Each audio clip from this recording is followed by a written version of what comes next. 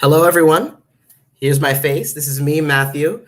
And what I wanted to start with is just to share a little story before we move on to the meat of today's marathon, the Web Audio API. It was a few months ago when I was working on rendering some stuff in React, and I was not having a good time that day. I just couldn't get any of my code to work. So I decided to do what any other developer would do in the same situation, or me, and procrastinate and start diving into the black hole that is YouTube. And somehow the algorithm decided that I needed to watch a trailer for Baby Driver. And I was watching the trailer for it, thinking, I've already seen this.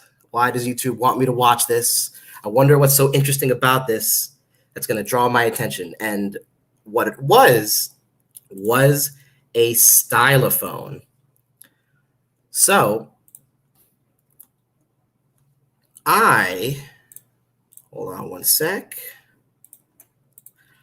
So I saw one of these stylophones in the trailer, and I instantly said to myself, oh my goodness, I must have one of these. And I never bought one. Not yet anyway. I'm probably going to. But I knew at that moment I had to play with making my own sounds. So I started downloading all of the synthesizers I could onto my phone, looking for some free synthesizers to play with online. And while looking around, I stumbled across the Web Audio API. So that's how I was introduced to the Web Audio API, through the need to play with making sounds and music. So before we move on any further, I do want to share a few links. Hold on one moment. I'm going to post some links into our comments right now for some resources that I'll be referring to throughout today's marathon. Here is a GitHub. I'll be sending in links for the GitHub repository that I created, which holds a sample application showing a keyboard and a couple buttons that you can press on to make some drum sounds. I'm also sending over some documentation, which talks about the Web Audio API. I'll paste that in right now. And lastly, I've deployed the application to Netlify, so everyone can have a chance to play with keyboard today. So I've sent over all of the links, and what I want to do right now is just to kind of share the application so that you guys can see what we're kind of going to be diving into and analyzing. And then I'm going to go into the source code and into our documentation so we can have a better understanding of everything that composes the app. So let's reshare my screen.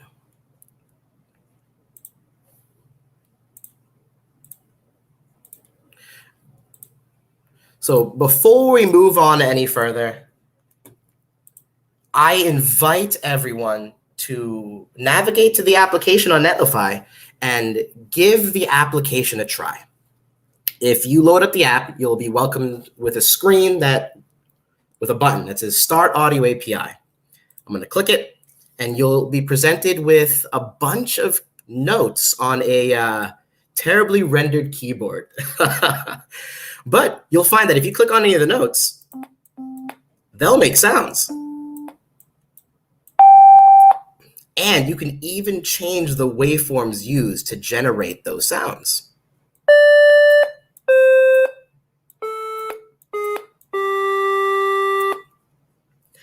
I've also included a couple of buttons where you can try out smashing on the drums virtually.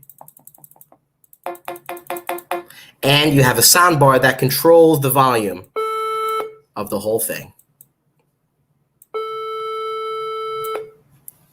So with a kind of general tour of the app in place, one, I welcome you all to play with it, test it out, and see how it works on your ends. It is mobile friendly, so if you want, go ahead and load it up on your mobile phone and press the buttons.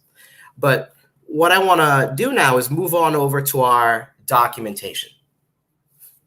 So here's our JavaScript marathon documentation. And again, this is available for you to navigate at your will. It is deployed and live online. So feel free to go here as often as you'd like.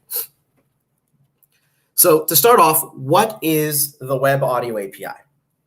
What I want to share with you all is the realization that I came up with. I never needed to buy a synthesizer. I never needed to download any apps. If you are a developer, you have a powerful synthesizer right in your pocket. You have a synthesizer in your phone. You have a synthesizer in your computer. All the browsers that you have ship with a synthesizer inside of them. And as a developer, you can tap into that synthesizer to generate your own sounds. How it works is you generate this audio context. And it's with that context that you generate different audio nodes, you chain them together, and then you direct it to your speaker. And that chain synthesizes the sounds that you desire. So a little bit about this stack that I came up with. It's powered by Next.js. I chose to use TypeScript because I need that helping hand to make sure I don't make any foolish mistakes while I'm writing my code. I'm also a sucker for linting and prettier, so that's got to be included. And I am in love with Tailwind. So any styling that you see, it's styled with Tailwind. Hopefully you like this stack, and you'll notice at the end of my documentation, I also have a link to a starter, a bonus for today since you're joining. Feel free to start your own Hello World application using the stack I've used for this app today. But let's get back to the JavaScript marathon. I've already sent you some important links. They're also in this documentation. We have the link to the repository, which is right over here. And you'll see, we'll be going through these files shortly. I'm going to give you a tour of all the concepts as I go through them in the documentation. The deployment link is over here as well. And I also have a keyboard synthesizer example from the Mozilla Developer Network that I drew a lot of knowledge from while creating this repository. That is in vanilla JavaScript. It doesn't use React, but I did kind of transform it into, I Reactified it basically. So you'll see its concepts transformed and rendered as React instead of vanilla JS. But moving on. What is the Web Audio API? I've already given a basic summary of what the API is. But again, just to reiterate, here's the basic gist of what you do to generate your sounds. The first step is you create an audio context. Then you create a bunch of audio sources using that context. Then you create some effects. If you want to add some reverb, if you want to amplify the sound using a gain node or decrease the volume in certain ways, you create those effects. You choose a final destination for your audio. Most likely it's your speakers, but you could also send it through an analyzer so you can visualize your waveforms. And lastly, you chain all of those components together, your audio sources, to your effects, all the way to your destination, wherever that may be. And that's the basic workflow of how to work with the Audio API. So it all starts off with the audio context. The audio context is our home when it comes to the Audio API. Usually, there should only ever be one context per page. If you have more than one, you're most likely going to run into some performance issues. I did not know this until I created my first rough draft of this application. I figured, you know what? Who better to test out my app than my 5-year-old son? And I love testing out app ideas with my son. He loves playing around with all the different React applications that I generate for him. But moving on to the audio context, what I want to explain is another thing here. Safari and some older versions of Chrome don't really support the audio context. So that's what this part is for. So if this isn't supported, the audio context isn't supported, you can use this as a fallback. So that's what this is here for. This is a fallback. Let's see where I am doing this in our code. Because we only want one audio context in our application, and my application is a React application, I decided to place this into a global context that I can reach in any of my components. Let's look at that now.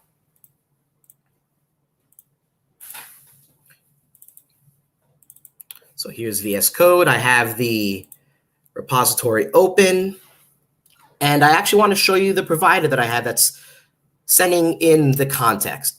So if you look right here, this state, this piece of use state, this is where I'm defining the audio context and I'm passing it in as through the provider, the audio context. Where am I instantiating it? Components, I believe it's in keyboard.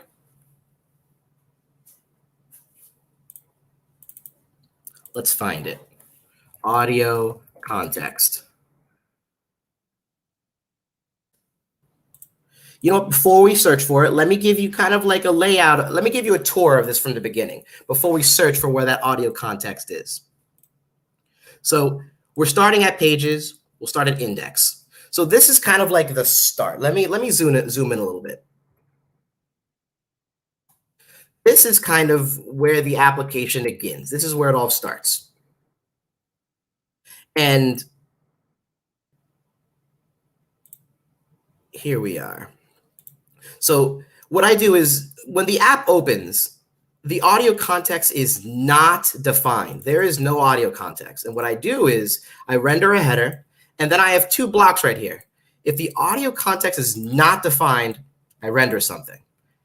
And if it is defined, I render something else. So what do I render when the audio context is not defined? Let's take a look. When the audio context is not defined, I just render a button. Why do I do this? In order to create an audio context, it must be generated using a user gesture, like a click.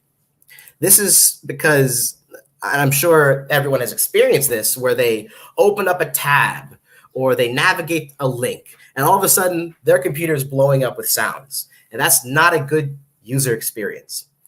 And to follow that, we don't start the audio context and we don't start generating any sounds until someone presses our button, until we start the audio app. Once we click on it and we start the app, that creates the audio context and it starts our application in earnest. Here's that button that I had, which starts the audio application. And here is where I'm using that that line of code that you saw in the documentation with the audio context and also the backup.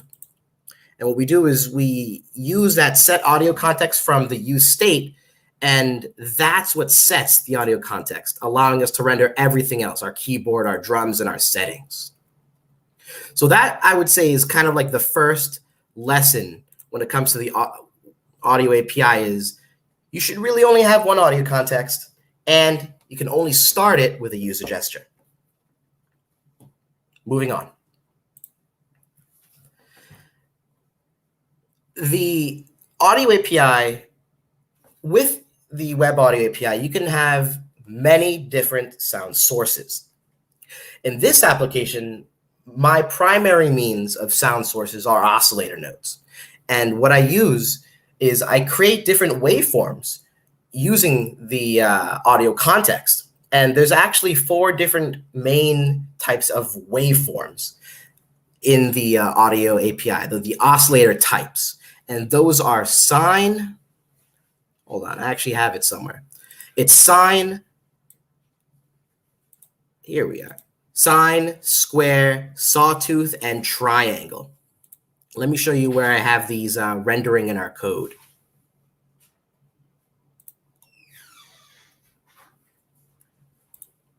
So here I just have a bunch of options where the user can select the different waveform options. But each of these generates a different sound. let's listen to them. Let's hear the sounds that are made with these different waveforms. Sine is kind of like a pure waveform made with only one frequency. Here's what the C note in the fourth octave sounds like. And that's using a sine wave. If you wanted to have just a bit more character to your waveform, you can choose a triangle wave, which is made up of the odd harmonics of the frequency you're using. So here's what a triangle wave of the C note sounds like in the fourth octave. Compare that to the sine. The triangle wave's a lot buzzier, it has a lot more character to it. If you want to go even more buzzier, the square wave is somewhat like the triangle wave, except the amplitudes for all of the odd harmonics don't decrease as fast, giving the sound a bit more character. Here's the triangle wave compared to the square wave. And if you really want to have a buzzy sound, try out the sawtooth wave. Hopefully that wasn't too loud for everyone. So again, we have the 4 different types of waves. You can also create a custom wave, but I'm not going to go over that today. The sine wave is the default value when you create an oscillator type. The triangle wave, square wave, and sawtooth. In the documentation, I have an example using vanilla JavaScript of how you can create an oscillator yourself. In this case, I created a sine oscillator. But let me show you how I created these all these different keys on that keyboard using the application. Before we move on, I just want to see if we have any questions here. So hold on one second. I just want to pause this real quick and see if anyone has had any questions. It doesn't look like so, but I do see you, Madeline. It's a pleasure to have you here. I do see that you bought a stylophone a few years ago. I wish I had one. I will be getting one shortly. But back to sharing my screen.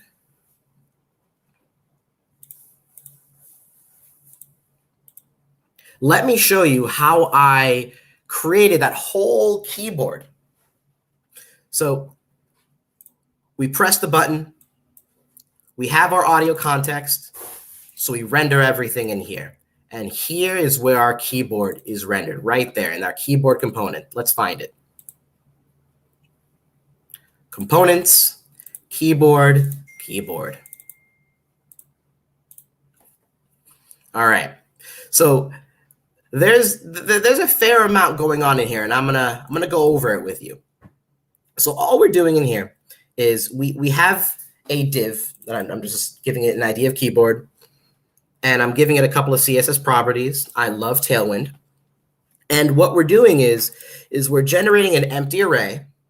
And we're pushing into that array a bunch of key components, and then we're returning that array full of those key components. And because we're returning it, it's going to be rendered by the magic of JSX. So what's going on with these keys, and where are we getting all of this data from? Where are we getting all of, not this, where did we define all of these notes? And if we look at our code, I actually created a helper function just to return a massive note table. And all this is doing is it's just an array of objects. And it's basically an array that has eight positions or 9 positions. And each of these is an octave. And I just kind of looked up the frequencies for every note and every octave and assigned them to every position. And I return that table, that note table. And it's with that note table that I'm rendering all of those keys. I loop over this table and I create a key that plays a certain sound based on everything in that table. You'll notice that I did comment out a couple of the lower octaves and a couple of the higher octaves. Human hearing ain't that great. And if I uncomment these out, you'll see that you can't really hear them very well. Let's try it. Let's uncomment everything.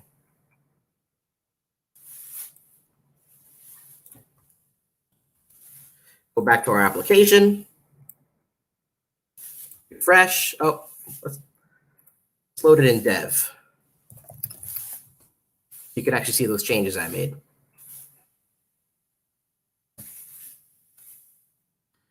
Sec. Start the app, and notice we have a whole lot more octaves, a lot higher and a lot lower. I don't think anyone can hear me playing C in the 0th octave. Nothing there either. What about 2? Can't really hear that. What about 3? Can't really hear that either. C4, I can hear that. And if we go really, really, really high,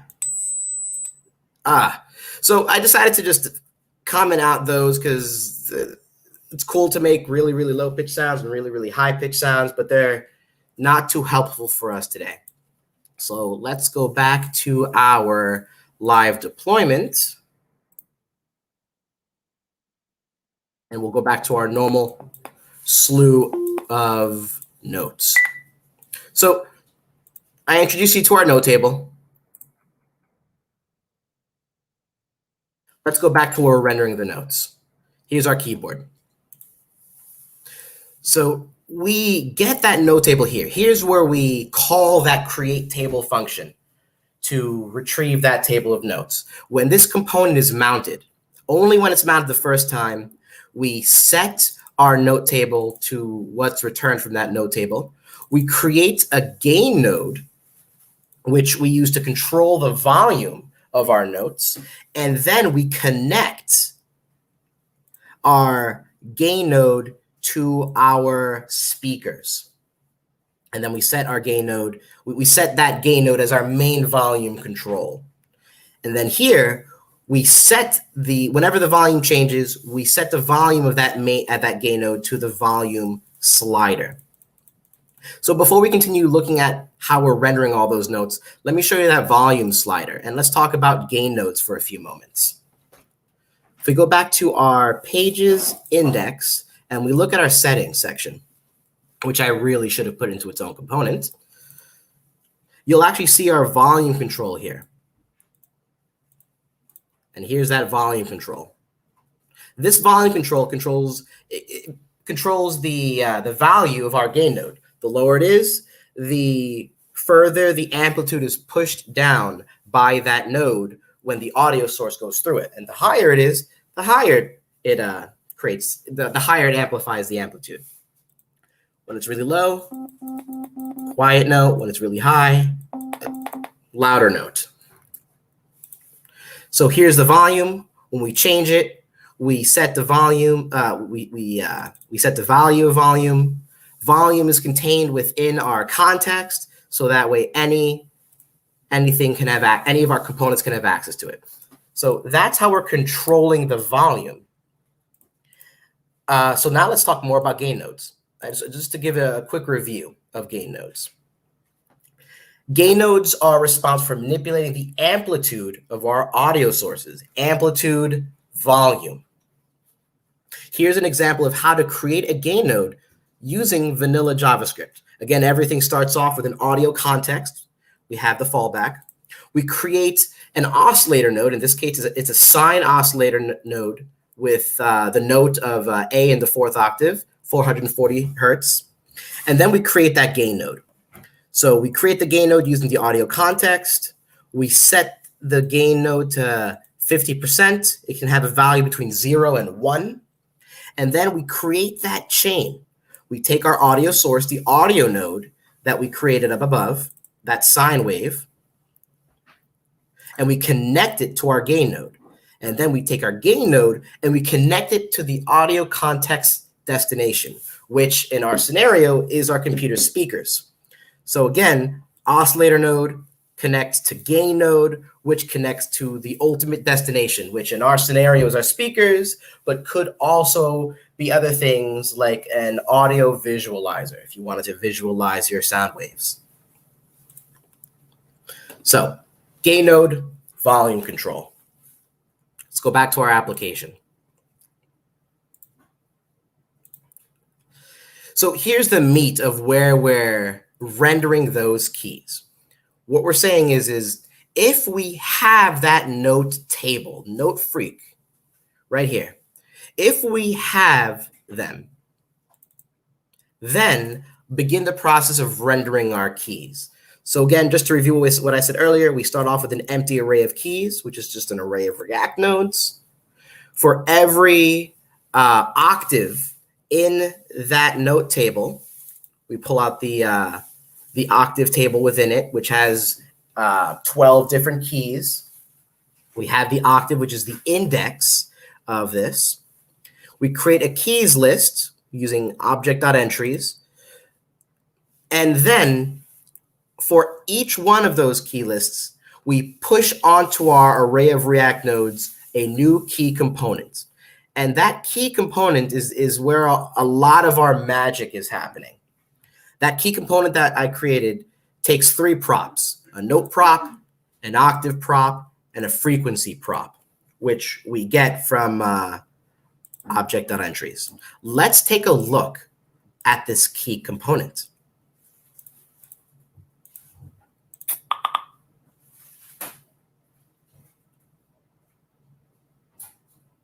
All right. So here is our key component. And let's look at what it's rendering real quick. Every single key is a button.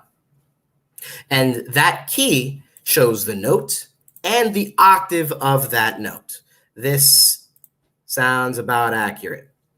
Let's also close out of this. We don't need that. All right. So every single one of those keys shows the note along with whatever octave we're working in. D3, D sharp 3, B4, G sharp 6. So let's go back to our code.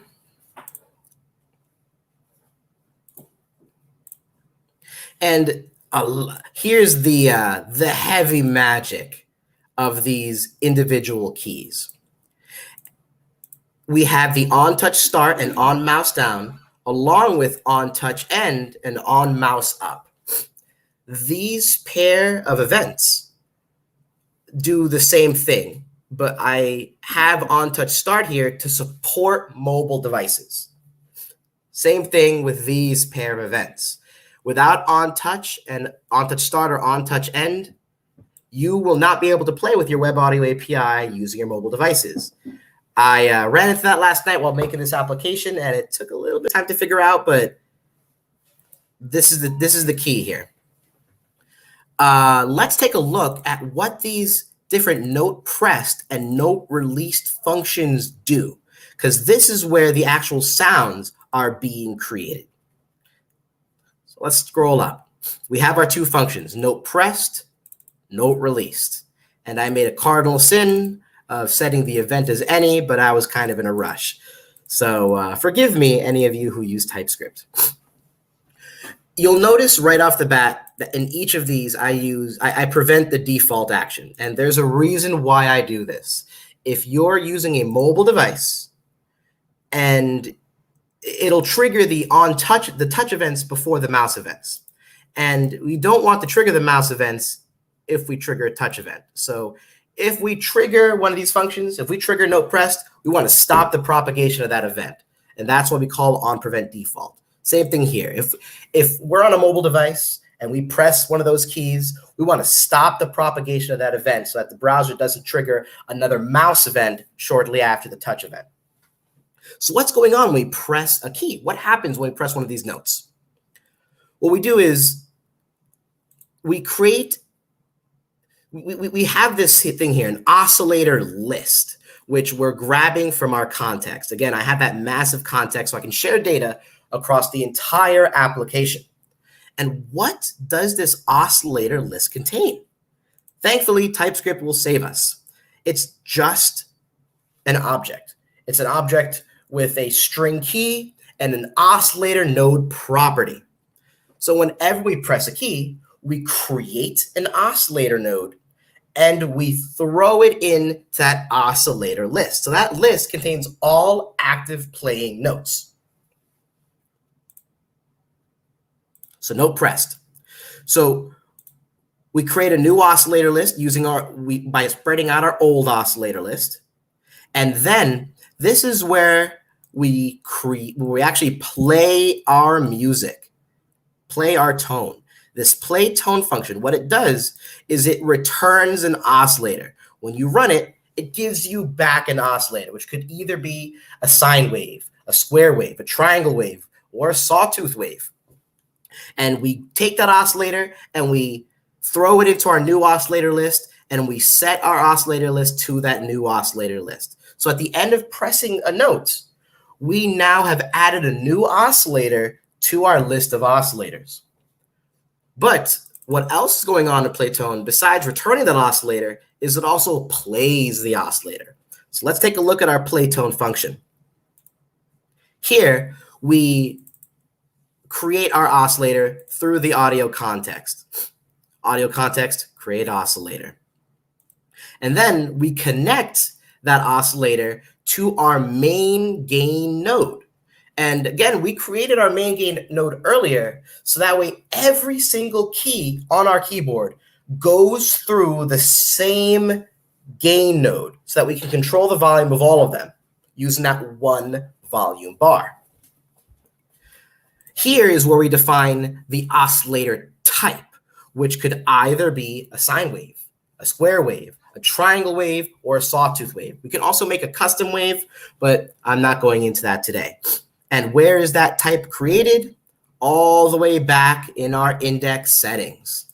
Pages, index, the settings section. And here is, again, where we select our desired waveform. Just again, so you can see it in the live application, here's where we can select our current waveform. Going back to our notes. Going back to our code. All right, so we're back here. Here's where we set the frequency of our waveform, and then we start the sound and we return the oscillator to later be added to our list of oscillators. So again, what does Playtone do? It plays a sound and it returns that sound so you can throw it into a list of oscillating sounds. Now, what happens when we release the key, when we let go? What we do is we look up that oscillator in our table of oscillators and we stop the sound. And then we delete the oscillator from the list. So we no longer are playing that note. We remove it from our list of oscillators. And this is the general gist of how I created that table. Create a whole list of notes, loop through those notes to create keys for every single key, play a different sound based on the frequency of that note and the type of waveform, and also controlling the volume with that volume slider bar. So let's go back to our application and let's just kind of have a quick review of what we've done. Again, all of these notes are defined in that helper function. All of those notes have a note, an octave, and also a frequency that you don't see on this screen. You don't see the frequency. I could have rendered, if I want, I could have rendered a number, but you don't need to see that number. You need to hear that number. And that's why you can hear the representation of that frequency with the sounds that we play. Let me try a simple scale. Do, re, mi, fa, sol, la, ti, do. It works. I love this. But anyway, we've talked enough about our notes. Let's talk about our two drum buttons. Here's my terrible sounding kick drum. You may not be able to hear it very well. And here is my somewhat okay sounding snare drum. Again, not that great, but I'm not a musician, I'm a developer. So, moving forward, how did we create these drum buttons? Let's go back to the code. We don't need the key. We don't need the keyboard. We don't need a note table. Let's go back to page. Let's go back to our home page index. All right. So I've encapsulated all of the drum functionality in this drum component. Let's go there. Components, drum, drum. And you'll notice a lot meatier stuff is in this component. But we're going to go through it. Let's start off with what we're rendering. All we're doing is we're just rendering two buttons, a kick drum and a snare drum. The kick drum will run the play kick when we click it, and the snare drum will run play snare when we click it. Let's see how we define those. First, let's start with our kick drum. The kick drum is going to be, it was easier than the snare drum. All the logic to create that kick drum is right here, play kick. So let's go through what I'm doing here. First, I'm putting in a guard clause. If I don't have an audio context, get out of here. I do this because TypeScript is very, very finicky and doesn't like if I don't guard against potential null value for audio context. So guard against that. And then we start off by creating an oscillator for our kick drum. And we set that oscillator to a frequency of 150 hertz. Then we create a gain node for that kick drum. This node is different from our main gain node. We cannot control the volume of our drums. We could if we wanted to, but I opted not to. I just wanted to have some loud drums. We connect our kick drum to that gain node. We connect our gain node to the destination. And you know what? Let me actually set the volume of our gain node to be pretty high. Gain dot, let's see, volume dot property dot value, I think is how it goes, equals 1. It doesn't look like it. Let's take a look at how I did it in index. Pages, providers, nope, pages, index. Here's that button. Let's go to our keyboard. Here's that gain node, the gain node, and here it is. Here's how we controlled the volume before. So it's the gain node dot gain dot value. So gain node dot gain dot value. I'm just setting it to 1, which is the highest value. I didn't set it. I don't think it's going to make any difference to our sound, but why not? Why not add that there? And then I connect that to our audio destination. So again, just to reiterate what's going on here, and you're about to see some pretty cool GitHub Copilot. It's really good at writing comments. So we have our kick drum, and the kick drum points to the gain node, which points to our output, which in this case is our speakers. This is our current time. And you're going to see some other cool things that we're doing with this oscillator. And it's really on how we're controlling that gain node. So what we're doing is we're not just stopping that kick drum when we play the sound. We don't just play the sound and instantly cut off the sound, because it makes a very jarring sound, especially with speakers. When whatever that thing is in the speaker vibrates and it just comes to a sudden stop, you hear kind of a sharp sound. And you can actually hear that in our application when you play the keys. You'll notice that when you stop, you kind of hear like a sharp sound, and that sound shouldn't be there. We can fix that using the gain node to kind of slowly lower the volume. By slowly, I mean like in a fraction of a second instead of instantly. If you lower the amplitude slowly in terms of fractions of a second instead of instantly, it prevents that sharp sound, which is why you don't hear it with this kick drum. You notice that the kick drum, if you listen to it, it starts off with a high amplitude and it kind of slowly dies off.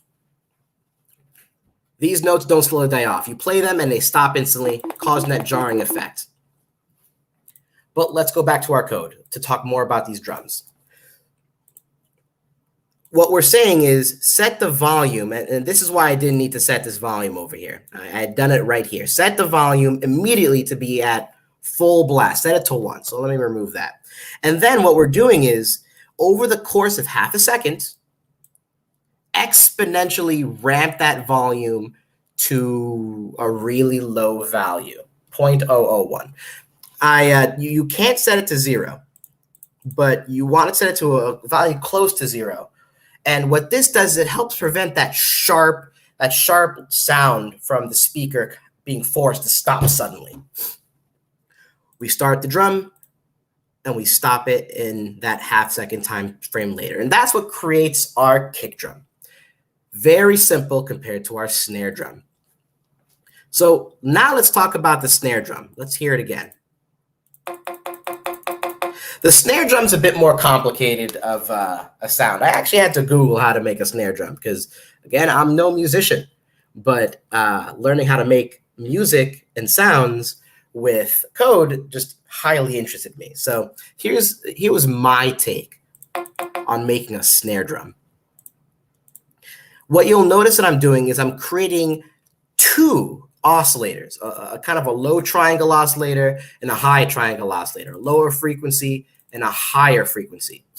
I'm also creating wave shapers, which I'm going to talk about shortly, for each of those 2 oscillators. Each oscillator will get its own wave shaper. And what I do is I set a property of each of these wave shapers. I set their curve property to a distortion curve. We'll be talking about that along with create wave shaper in just a few moments. But again, let's go over the high level. Then we create 2 gain nodes for each of those 2 triangle waves.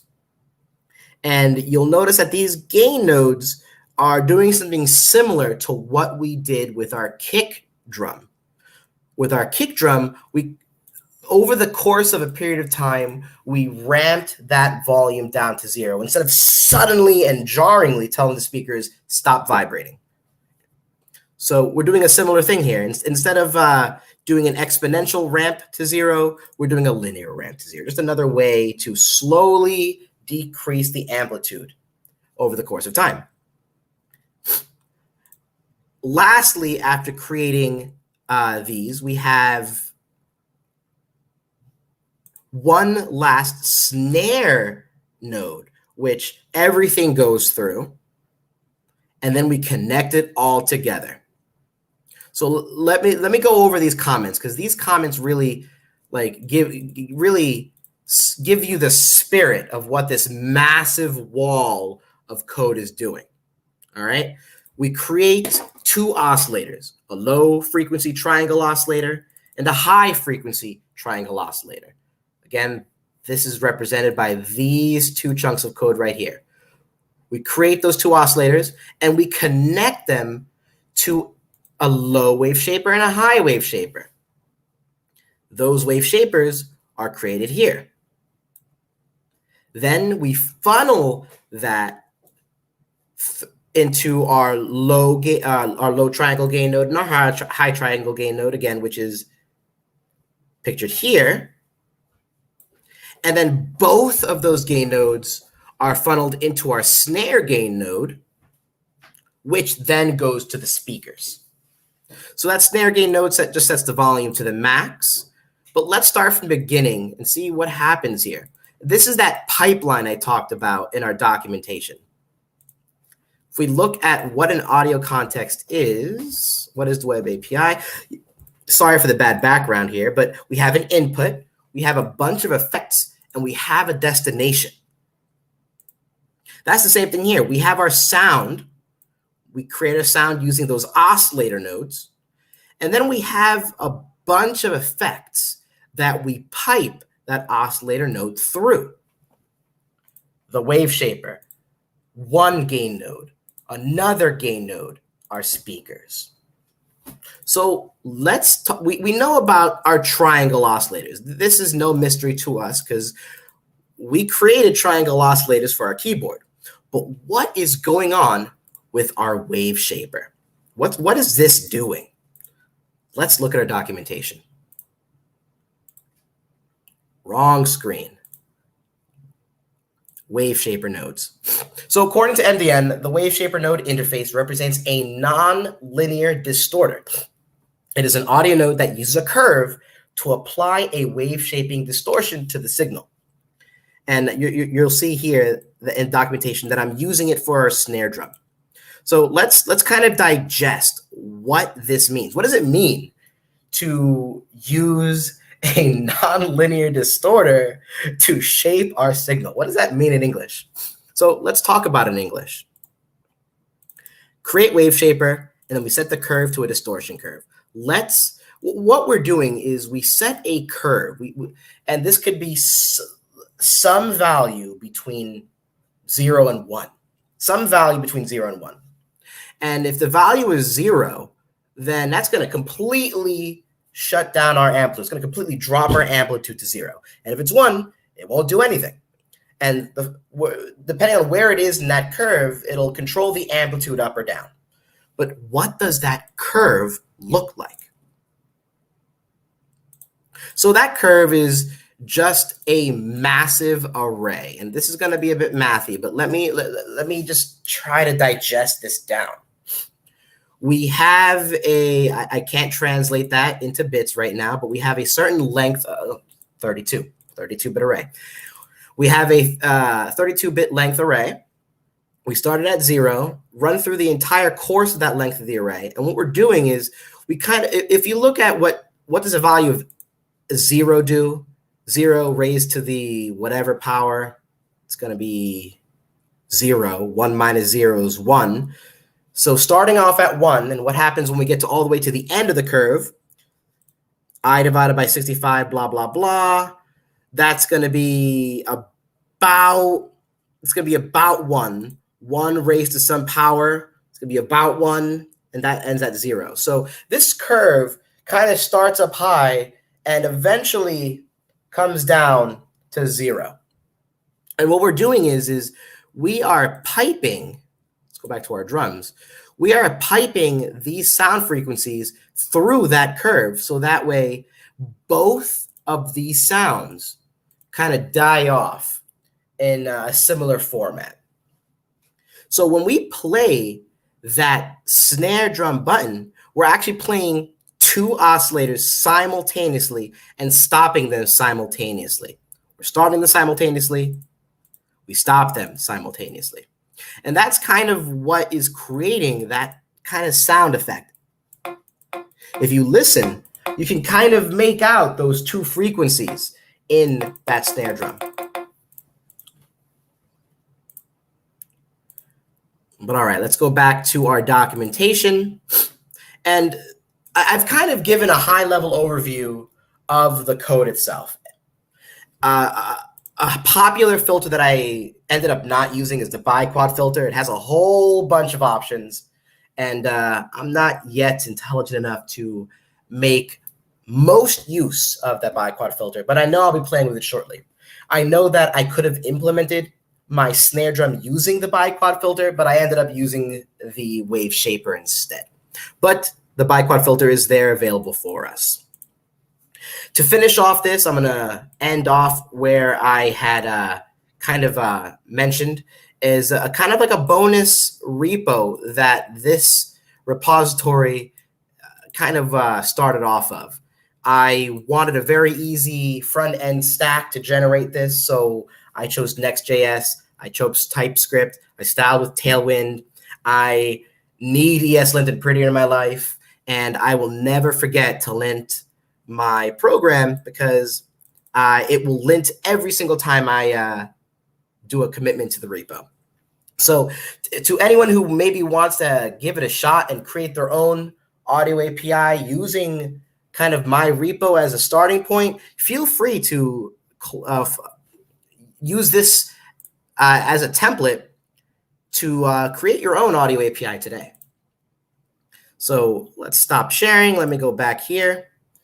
And I don't see any questions right now. So I just wanted to say thank you, everyone, for watching my presentation today involving the Web Audio API.